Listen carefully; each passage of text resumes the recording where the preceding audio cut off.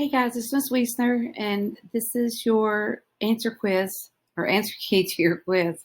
I'm just going to do a screencast so I can explain as I go instead of just giving you the answers. So for number one, you had x to the third power times x to the 10th. So you would write your base and then you add your exponents.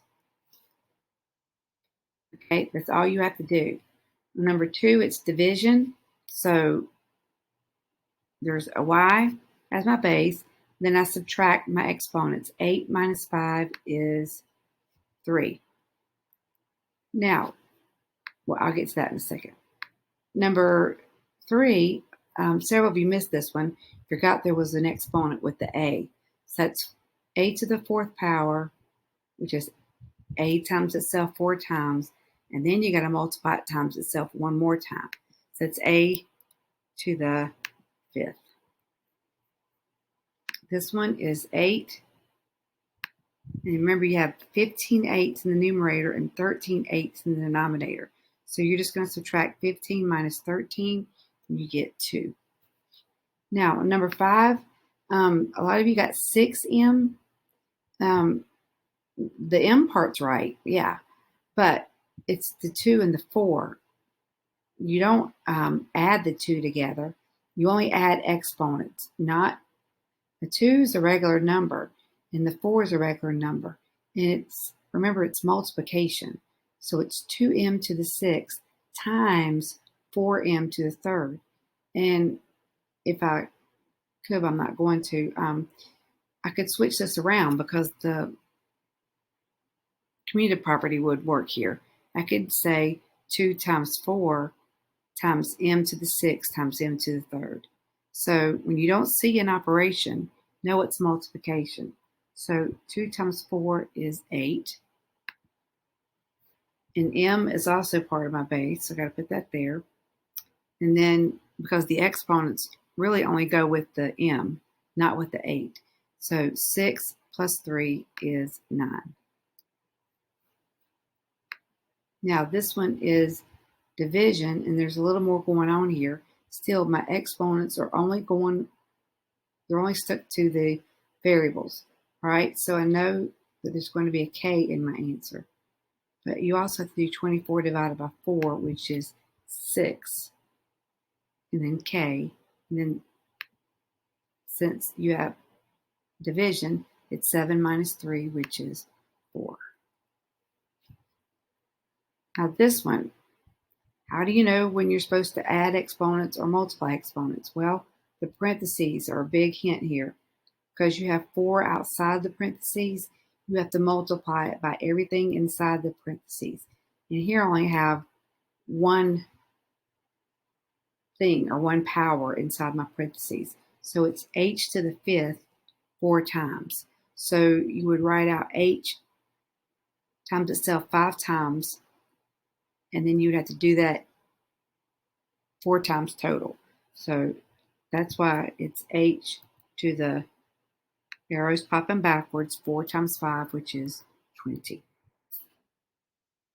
Same thing here. It's x to the 11th power, but you have to do that 4 times.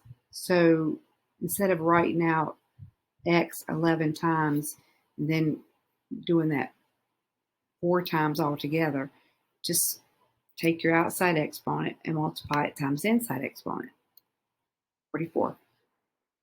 Number 9, I messed up on the quiz, and I apologize. I should have put another box for the base, another box for the exponent.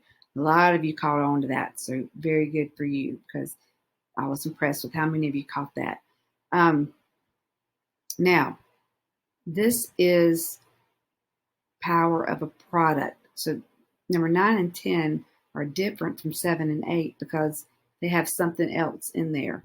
But remember, you take the outside exponent and you multiply it by everything on the inside. So this 7 has a 1 with it. So it would be 7. And then 5 times 1 is 5. And then you have the W. The W has its own exponent. which is 3, and then I've got to multiply that times 5. So it's W to the 15th power. Now, on number 10, I'm just going to put my bases in first because some of y'all really got confused on that. But I want you to take it just piece by piece. I've got this 6 here. The 6 is to the first power.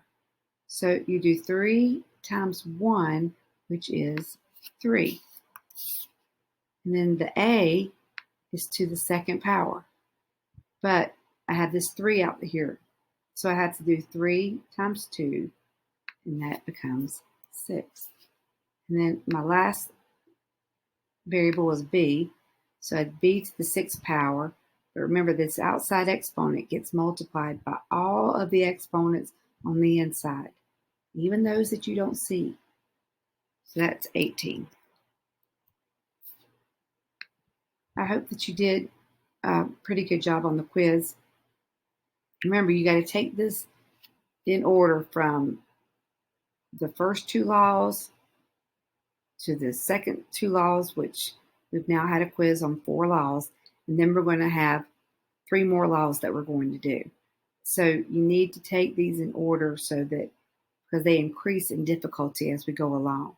And I don't want you to do a horrible job on the test because you're skipping steps. Don't skip any of the activities. Don't skip the video lessons, and don't skip the assignments. Don't skip the mini quizzes, because they all go in order. And there's usually a video lesson going over any assignment that you did.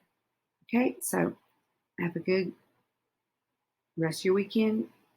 Peace out.